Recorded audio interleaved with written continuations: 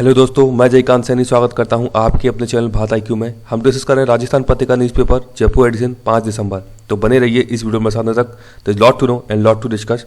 तो आइए शुरू करते हैं आज का डिस्कशन। पेज नंबर में बात की जा रही है कोविड-19 की वैक्सीन को लेकर बड़ी बड़ी खबरें आ रही है दुनिया के अंदर। तो ये कुछ बताया जा रहा है कि भारत कितना खर्च करेगा, 135 करोड़ की आबादी है और किस वैक्सीन पर कितना खर्चा आ रहा है। तो सबसे महंगी वैक्सीन जो बताई जा रही है यहाँ पे, ये बताई जा रही है मॉडर्ना की वैक्सीन। ये आप देख सकते हैं, कुछ आंकड़े यहाँ पर दिखाए गए हैं। ये Pfizer, Moderna, Sputnik, Covishield, Covaxin, ये इनके जो खर्चे हैं वो बताए गए हैं यहाँ पे। 135 करोड़ की आबादी के लिए एक डोज की कीमत यहाँ बताई गई है, किस किस की कितनी कीमत है, उसके आधार पर वैक्सीन को लेकर कितना खर्चा आएगा। तो 1,89,000 करोड़ रुपये खर्चा आएगा। फाइजर की बात करें 5,40,000 करोड़ का खर्चा आएगा रुपयों का। मॉडर्ना की बात करें, स्पुतनिक V5 की बात करें तो 99.9 हजार करोड़, और यहाँ पे कोविशील्ड की बात करें तो 29.97 हजार करोड़। उससे सबसे सस्ती वैक्सीन है कोवैक्सीन यहाँ पे, जो कि कारगर अगर हो जाती है, सक्सेसफुल हो जाती है, तो सबसे सस्ती दवाई यहाँ पे होगी, यानी कि 100 रुपये में, महज 100 रुपये में एक डोज की कीमत है इसकी। तो बहुत ही सस्ती दवाई है। ये कुछ आंकड़े बताए गए यहाँ पे। तो अभी इंपॉर्टेंट ये है कि वैक्सीन आपने सुना ही होगा कि यूके ने ओपन कर दी है अपने आम नागरिकों के लिए। रशिया भी कुछ इसी पैटर्न पे आ रहा है और भारत बोल रहा है कि हम जल्दी ही वैक्सीन के साथ होंगे। तो ये सारी चर्चाएं चल रही हैं। अब यहाँ पे एक इंटरेस्टिंग काम ये है कि आप मेरे को ये बताइए, एक नंबर दिया गया है, एक अमाउंट दिया गया है, ये अमाउंट कितना है वर्ड्स में कमेंट बॉक्स में कमेंट करके बताइए कि ये जो संख्या है पूरी, इसके पीछे जीरो लगे हुए हैं, इनकी आप काउंटिंग कीजिए और मेरे को वर्ड्स में लिख के बताइए कि ये है कितना है। ये 82 अरब है, 82 करोड़ है, कितना है कमेंट बॉक्स में कमेंट करके बताइए। आप वर्ड्स में लिख दीजिए मेरे को, हिंदी या इंग्लिश जो भी आपको सूटेबल लगे। पेज नंबर में बात की जा रही है, ये बात की जा रही है मौद्रिक नीति की। तो RBI और मौद्रिक नीति आप समझ गए होंगे। ये शशिकांत दास जो कि RBI गवर्नर है, इनकी पिक्चर है यहाँ पे। तो खास बात क्या है कि मौद्रिक नीति देख लेते हैं। तो MPC एक समिति है, मॉनिटरी पॉलिसी कमेटी जो होती है, वो मौद्रिक नीति लेकर के आती है हर क्वार्टर पे, यानी कि 4 क्वार्टर होते हैं पूरे साल भर के अंदर। तो उस प्रकार से अपनी समीक्षा करते हैं, मौद्रिक नीति लेके आते हैं। इसमें कुल 6 सदस्य होते हैं। जो MPC होती है 6 सदस्य हैं उसमें, और यदि इस कमेटी की बैठक होनी है तो उसके लिए 4 सदस्य होना अनिवार्य है। यानी कि MPC का कोरम पूछा जाए तो 4 सदस्य हैं, यानी कि 4 लोग होंगे तभी MPC की बैठक स्टार्ट होगी। ये इसकी खास बात है। वर्ष में 4 बार मौद्रिक नीति समिति की बैठक होती है। इसका मतलब है कि 4 सदस्य होना अनिवार्य है जब बैठक होगी। और यहाँ repo rate, reverse repo rate की बात की गई है। तो रेपो रेट होती क्या है, जैसे कि ये है RBI। अब RBI और ये है बैंक्स, जो भी RBI में लिस्टेड बैंक्स होती हैं। तो RBI जब इनको पैसा देता है तो उसको बोलते हैं रेपो रेट, मतलब जिस रेट पे पैसा देगा उसको बोलते हैं रेपो रेट। और रिवर्स रेपो रेट क्या होता है कि जब RBI इन बैंक से पैसा लेता है वापस, तो उसका नाम होता है रिवर्स रेपो रेट। तो इनको डिसाइड करता रहता है RBI, समीक्षा करता रहता है MPC में कि इसकी रेट कितनी डिसाइड की जानी चाहिए, क्या चीज़ें रहती हैं। तो रेपो रेट और रिवर्स रेपो रेट के बारे में आपको बेसिक आइडिया होना चाहिए, क्योंकि कई बार प्रश्न पूछा जाता है इनके बारे में। पेज नंबर में बात की जा रही है बरेवी चक्रवाती तूफान। मैंने आपको बताया था, पहले भी न्यूज़ कवर की थी कि ये बंगाली खाड़ी में उठा है ये और चेन्नई में टकरा सकता है। तो यहाँ पे एक बात की जा रही है, ये न्यूज़ आई है, जलमग्न हुआ चिदम्बरम नटराजर मंदिर परिसर। तो चेन्नई में स्थित है चिदम्बरम नटराजर मंदिर जो है, यानी कि जो भगवान शिव हैं, उनको नटराज आप जानते होंगे। तो उनका जो एक उनकी अवस्था है नटराज वाली, वो यहाँ पे मंदिर है उनको लेकर के। तो ये एक हिंदू मंदिर है जो चेन्नई के अंदर स्थित है और नटराज शिव को समर्पित है ये मंदिर। तो नटराज की आपने मूर्ति भी देखी होगी, जो डांस वाली पूरी एक फॉर्म है, डांस फॉर्म में जो उनकी एक स्टैचू देखी होगी भगवान शिव की। तो उसकी बात की जा रही है। तो थिल्लई कस्बा है, कडालोर जिला है तमिलनाडु के अंदर।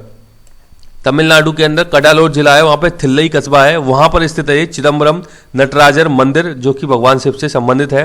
तो ये पूरा का पूरा जलमग्न हो गया है बरेवी चक्रवात तूफान के कारण। तो ये यहाँ पे न्यूज़ कवर की गई है। पेज नंबर में बात की जा रही है साइंस संबंधी न्यूज़ है यहाँ पे। तो यहाँ पे कुछ आविष्कार किया है, किसने किया है, सऊदी अरब की एक यूनिवर्सिटी है, उसने आविष्कार किया है। यहाँ सिंथेटिक त्वचा बनाई गई है, जिसे ई स्किन का नाम दिया गया है। सिंथेटिक त्वचा बनाई है, इसका नाम है ई स्किन, नाम याद रखिएगा। सऊदी अरब के वैज्ञानिक जो उन्होंने ये आविष्कार किया है। तो ये जो बनाया गया है सिंथेटिक त्वचा या ई स्किन, इसको बनाया गया है हाइड्रोजेल व नैनोवायर सेंसर की मदद से बनाया गया है। तो ये काफ़ी ज़्यादा उपयोगी होगा। इसने बताया कि ये कृत्रिम अंगों को बनाने के लिए उपयोगी होगा, रक्तचाप की जानकारी देने में सहायक होगा। ये जो सिंथेटिक त्वचा बनाई गई है, तो ये कुछ डेवलपमेंट है। तो यहाँ पे न्यूज़ की कवर की गई तो इंपॉर्टेंट बात हो जाती है। पेज नंबर 6 पे बात की जा रही है, ये बात की जा रही है बैंकिंग उद्योग के लिए सुखद संकेत नहीं है। यहाँ पे क्या संकेत नहीं है, तो बैंकिंग उद्योग की बात की जा रही है। तो कुछ इंपॉर्टेंट फैक्ट्स मैंने यहाँ पे इससे कवर किए। तो भारतीय कॉर्पोरेट घरानों को बैंकिंग लाइसेंस देने की बात चल रही है। आरबीआई ने कुछ ऐसी सिफारिश की है। तो यहाँ पे जो एडिटोरियल बता रहे हैं कि आरबीआई पे कहीं ना कहीं गवर्नमेंट का प्रेशर है, जो कि इस चीज की सिफारिश कर रहा है आरबीआई की भारतीय कॉर्पोरेट घराने उनको बैंकिंग लाइसेंस दे दी जानी चाहिए। जबकि 1969 की हम जब बात करें तो इंदिरा गांधी ने 14 प्राइवेट बैंकों का नेशनलाइजेशन किया था, ताकि उस समय लोगों का शोषण ना किया जा सके। तो इनका राष्ट्रीयकरण किया था।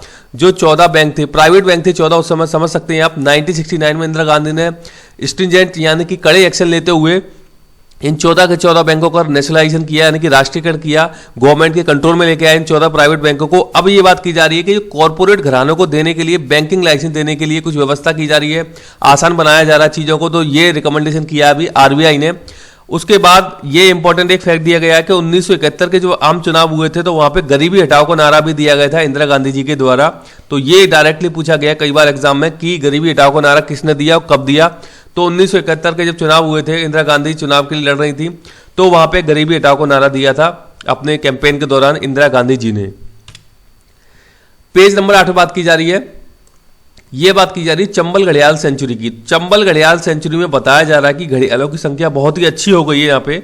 तो देख लेते हैं, चंबल घड़ियाल सेंचुरी इंपॉर्टेंट बन जाती है राजस्थान में।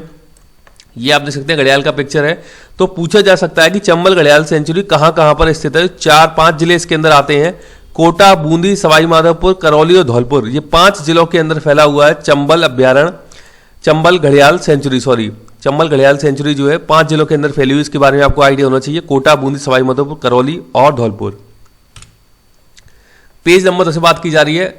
तो ये बात की जा रही है बहुत ही फेमस पर्सनैलिटी हैं, कई बार आपने देखा है, बहुत ही फेमस इनकी पिक्चर्स हैं, फिल्म मतलब है इनकी, रजनीकांत साहब। और बात की गई है यहाँ पे कमल हसन साहब की। तो रजनीकांत साहब अपनी पार्टी लेकर के आ रहे हैं, बल्कि की राजनीति में हिस्सा लेने जा रहे हैं, एंट्री करने जा रहे हैं। इससे पहले कमल हसन साहब ने अपनी राजनीतिक पार्टी बनाई ली है। इसका नाम आपको पता होना चाहिए, इसका नाम है मक्कल निधि मय्यम। मक्कल निधि मय्यम राजनीतिक पार्टी है कमल हसन साहब की। अब रजनीकांत भी सोच रहे हैं कि राजनीतिक पार्टी बनाए अपनी, और उसके लिए भी तैयारी कर रहे हैं ये। तो देखेंगे आने वाले समय में क्या होता है, क्या इनकी पार्टी का नाम होता है। तो ये कुछ न्यूज़ कवर करेंगे आगे आने वाले समय हम। पेज नंबर 10 से बात की जा रही है। ये यहाँ पे एक पिक्चर है, ये हेलीकॉप्टर है। तो MH-60 Romeo multi role helicopter है ये। MH-60 Romeo multi role helicopter भारतीय नौसेना ने खरीदा है अमेरिका से, यानी कि यूएसए से खरीदा गया है ये MH-60 Romeo multi role helicopter. इसके बारे में पता होना चाहिए, भारतीय नौसेना के लिए काम करेगा ये हेलीकॉप्टर। तो नाम याद रखिएगा, MH-60 रोमियो, यूएसए से भारतीय नेवी ने परचेज किया है। पेज नंबर 10 से बात की जा रही है। ये बात की जा रही है कि बांग्लादेश खाड़ी द्वीप पर रोहिंग्या शरणार्थियों को भेजना शुरू कर दिया है। रोहिंग्या मुसलमान की बात की जा रही है, जिनके ऊपर आप सुन रहे होंगे अत्याचार बहुत ज़्यादा किए गए थे म्यांमार देश के द्वारा, वहीं से निकले हुए सारे के सारे जो रोहिंग्या है ये। तो इनको लेकर के अभी खबर आई है कि ह्यूमन राइट्स कमीशन जो है वो एक्टिव हो गया है। बांग्लादेश यहाँ पे क्या कर रहा है कि इन सभी रोहिंग्या मुसलमानों को एक टापू पर भेजने का काम कर रहा है, एक द्वीप पे भेजने का काम करता है, जो कि बंगाल खाड़ी में स्थित है। तो मानव अधिकार आयोग जो है, ह्यूमन राइट्स कमीशन जो है, वो एक्टिव हो गए हैं ये लोग, और बोल रहे हैं कि आप ऐसा मत कीजिए, इन पर इतना शोषण मत कीजिए, अत्याचार मत कीजिए, पहले से ये लोग परेशान हैं। तो इस प्रकार की कुछ चर्चा है, तो इनके बारे में आपको आइडिया होना चाहिए। कई बार प्रश्न पूछा गया है कि रोहिंग्या मुसलमान का संबंध किस देश से है, तो इंपॉर्टेंट बात बन जाती है। पेज नंबर 10 से बात की जा रही है। ये कैलिफोर्निया की बात की जा रही है। मैं कल जिक्र करके चुका था आपको कैलिफोर्निया के बारे में। यूएसए का एक बहुत ही बड़ा एक स्टेट है, इंपॉर्टेंट स्टेट है, यानी कि राज्य है यूएसए का। तो यहाँ पे कैलिफोर्निया में देखा है धातुई स्तंभ, और उसके दिखने के बाद ये गायब हो गया। तो ये बताया गया यहाँ पे। तो रोमानिया में कुछ इस प्रकार का स्तंभ देखा गया है ये, और दिखने के कुछ देर बाद ये गायब हो गया। ये बताया जा रहा है कि स्तंभ स्टेनलेस स्टील से बना था। उसकी ऊंचाई 10 फुट और चौड़ाई इसकी 18 इंच बताई जा रही थी। ये देख सकते हैं, पिक्चर है इसकी। इस प्रकार का स्तंभ दिखाई दिया और फिर गायब हो गया। तो ये कुछ न्यूज़ वहाँ से आई है, यूएसए कैलिफोर्निया से, तो इसलिए मैंने इसको यहाँ पे कवर किया है। अच्छा, अब ये न्यूज़ है, इंपॉर्टेंट न्यूज़ है। ये राजस्थान पत्रिका में कवर तो नहीं की गई है, लेकिन मैंने एडिशन ली है ये, तो अपडेट है कुछ ये। तो देख लेते हैं। ये बात की जा रही है राज्य सूचना आयोग की। तो सारे के सारे इंपॉर्टेंट फैक्ट राज्य सूचना आयोग में आपको यहाँ पे कवर करा दूंगा। ये आप इंपॉर्टेंट फैक्ट अपने पास नोट भी कर लीजिएगा, इससे बाहर कुछ भी नहीं आएगा यदि प्रश्न सूचना आयोग से आता है। तो सबसे पहले हम बात करते हैं कि राजस्थान सूचना आयोग बना क्यों। उसका रीजन है कि सूचना का अधिकार एक्ट आया 2005 में। इंपॉर्टेंट बात है, अब जब सूचना का अधिकार एक्ट आ गया तो लागू कब हुआ? वो 12 अक्टूबर 2005 को। ये डेट कई बार पूछी गई है, तो याद कर लेना आप, 12 अक्टूबर 2005 को सूचना का अधिकार एक्ट लागू हो गया। ये लागू होने के बाद सेंट्रल लेवल पे भी सूचना आयोग बन गया और राजस्थान में भी सूचना आयोग बना दिया गया। तो राजस्थान में सूचना आयोग बनाया गया 13 अप्रैल 2006 को। इंपॉर्टेंट फैक्ट हो जाता है, क्योंकि ऑलरेडी सूचना का अधिकार एक्ट आ चुका था, तो इसलिए आयोग भी बना दिया अभी। अब प्रथम सूचना आयोग तो पूछता है यदि कोई, प्रथम मुख्य सूचना आयुक्त तो राजस्थान में कौन थे? तो इनका नाम है श्री एमडी कुरानी साहब। एमडी कुरानी साहब प्रथम मुख्य सूचना आयुक्त बने थे राजस्थान राज्य सूचना आयोग के। इंपॉर्टेंट फैक्ट है। इसके अलावा इसमें कुल 11 सदस्य होते हैं, अधिकतम इतने ही हो सकते हैं, यानी कि 10 + 1 एक होते हैं मुख्य सूचना आयुक्त, तो बकाया 10 जो होते हैं वो होते हैं सूचना आयुक्त। इससे ज्यादा संख्या नहीं हो सकती है।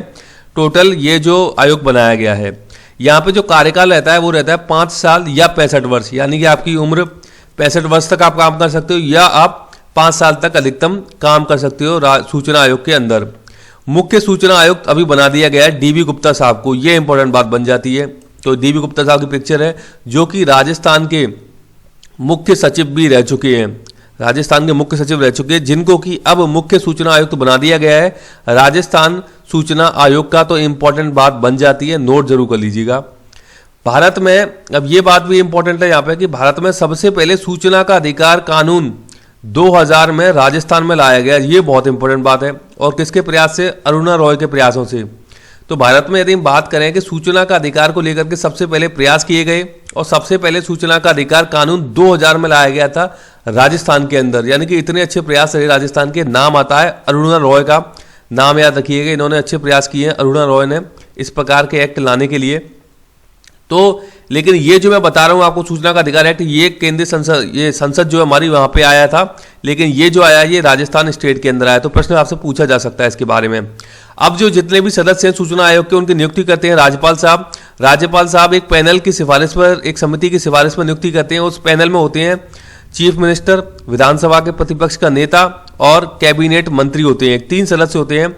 विधानसभा में प्रतिपक्ष के नेता कौन है वर्तमान में, ये मेरे को आप कमेंट बॉक्स में कमेंट करके बताइए। तो 3 सदस्यीय समिति सिफारिश करती है और राज्यपाल महोदय इनकी नियुक्ति कर देते हैं। अब ये जो सदस्य हैं ये अपना त्यागपत्र राज्यपाल महोदय को देते हैं, और यदि इनको पद से हटाना होता है तो इनको पद से हटाने का तरीका ये है कि सर्वोच्च न्यायालय के निर्देश के आधार पर ही राज्यपाल द्वारा इनको पद से हटाया जा सकता है। यानी कि डायरेक्टली आप नहीं हटा सकते हो इनको पद से। सर्वोच्च न्यायालय जांच के बाद आदेश देता है कि आप इनको पद से हटाइए, तो राज्यपाल महोदय इनको पद से हटाते हैं। ये इंपॉर्टेंट बात है। मुझे आप कमेंट बॉक्स में ये बताइए आप कि सूचना आयोग जो है वो एक संवैधानिक बॉडी है या फिर सांविधिक बॉडी है या फिर क्या है इसका मतलब, जो इसका नेचर है, ये जो बॉडी है, तो वो मेरे को कमेंट बॉक्स में कमेंट करके बताइए आप। अब है हमारा 1 वर्ड इंग्लिश का जो सेक्शन है, तो देख लेते हैं कुछ इंपॉर्टेंट वर्ड। तो यहाँ पे है पहला, reasoning method involving 2 statements from which a conclusion is reached. ये रीजनिंग में आपने प्रश्न देखे होंगे, जो कंक्लूजन स्टेटमेंट वाले प्रश्न आते हैं उनकी बात कर रहे हैं यहाँ पे। तो इस प्रश्न का सीधा सा आंसर है, इसमें कुछ ज़्यादा कुछ है नहीं। ये CPO 2016 में आ चुका है SSC। इस प्रश्न का सही उत्तर है 3, यानी कि सिलोजिज्म आप जब पढ़ते हो, सिलोजिज्म में आपको देखने मिलता है कंक्लूजन स्टेटमेंट के बारे में। आप देखते हैं कि किस प्रकार से आप वहाँ पहुँचते हैं, तो इसका सही उत्तर है C यहाँ पर। दूसरा प्रश्न है, change the appearance to deceive और टू हाइड द आइडेंटिटी, यानी कि अपनी कुछ वेशभूषा बदल देना ताकि आप अपनी जो आइडेंटिटी, अपनी पहचान को छुपा सको। इसका मतलब ये प्रश्न का, ये आया है SI 2016 में। 4 ऑप्शन है यहाँ पे, डिस्गाइज, ड्यूप, डिसेंबल, डिस्प्ले। तो डिस्प्ले तो हो नहीं सकता, ये तो आप वैसे ही आउट कर दीजिए यहाँ पे, यानी कि आप कुछ चीज छुपा रहे हो। यहाँ पे डिस्प्ले का मतलब होता है प्रदर्शन करना। अब ड्यूप का मतलब क्या होता है यहाँ पे? ड्यूप का मतलब होता है कि आप कुछ झूठ बोलना किसी से। ड्यूप का मतलब है आप किसी को झूठ बोल रहे हो कि आप किसी के बारे में, मतलब आप कुछ बताना नहीं चाह रहे हो, उसके बारे में आप उनसे झूठ बोल रहे हो। ड्यूप करना यानी झूठ बोलना। डिसेंबल का मतलब होता है आप अपनी सच्ची जो ट्रू फीलिंग है, जो अपनी सच्चाई है, उसको यहाँ पे छुपा रहे हो। डिसेंबल का मतलब होता है। और इस प्रश्न का सही उत्तर है 1, यानी कि ये।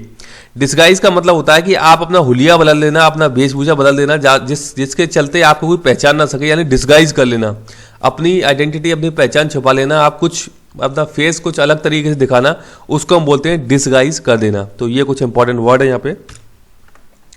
Money given to a agent on sales, यानी कि जो सेल करने पर एजेंट को जो पैसा दिया जाता है उसे क्या बोलते हैं, ये पूछा गया 1 वर्ड में। तो SSC में आया हुआ प्रश्न है, ICBE में ये 2016 में आया हुआ है। तो यहाँ पे पहला है हेल्प, आप जानते हैं सहायता करना। तीसरा है असाइनमेंट, आपने असाइनमेंट नाम कई बार सुना होगा, जो भी टास्क दिए जाते हैं। एंडेवर का मतलब है भरसक प्रयास करना किसी चीज़ को लेकर के। तो इस प्रश्न का सही उत्तर है, सिंपल प्रश्न है ये, इसका है 2, यानी कमीशन। बहुत ही फेमस टर्म है ये, बहुत ही लोग पॉपुलर टर्म है ये, कि कमीशन दिया जाता है एजेंट को जो भी सेल होती है। चौथा प्रश्न है person believing in one marriage, ऐसा व्यक्ति जो कि एक शादी में विश्वास करता है, ये पूछा गया। इसके लिए वन वर्ड क्या है, तो ये एसएससी टायर 1 सीबीई परीक्षा में आया 2016 में। तो इसमें पहला है पॉलीगैमिस्ट। पॉलीगैमिस्ट का मतलब होता है कि एक समय पर या तो 2 हस्बैंड या 2 वाइफ होना, 2 पत्नियां होना, उसको हम बोलते हैं पॉलीगैमिस्ट। पॉलीगैमिस्ट हस्बैंड के लिए मतलब फीमेल और मेल दोनों के लिए प्रयोग किया जा सकता है, लेकिन एक समय पर एक से ज़्यादा हस्बैंड या एक से ज़्यादा वाइफ को होना, उसके लिए वर्ड आता है पॉलीगैमिस्ट। दूसरा है मिसोजिनिस्ट। मिसोजिनिस्ट का मतलब है नारी से जो घृणा करता है, यानी कि नारी द्वेष जिसके अंदर होता है उसे बोलते हैं मिसोजिनिस्ट, जो कि फीमेल से घृणा करता है, उसके लिए वर्ड आता है मिसोजिनिस्ट। तीसरा है मोनोगैमिस्ट। इस प्रश्न का सही उत्तर यही है तीसरा, जो कि एक शादी वाला जो बिलीव करता है एक मैरिज में, मतलब एक ही पत्नी में, एक ही हस्बैंड में, उसको हम बोलते हैं मोनोगैमिस्ट।